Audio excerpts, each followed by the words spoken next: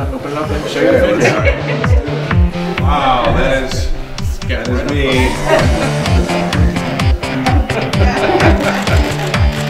Now you really got the stubble right. You ready? Come here. You gotta look at this. Amazing.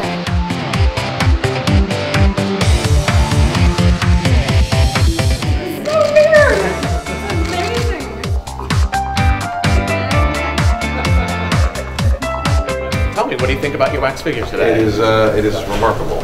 It is remarkably lifelike and breathtaking in the literal way. It's very strange to look at something that looks like a carbon copy of yourself, which this does, and it's 3D and it's standing right there. And I feel bad talking about him so close to him, but it was an incredibly fun process to go through and watch how they measure everything down to the micrometer. I mean, it's this insanely detailed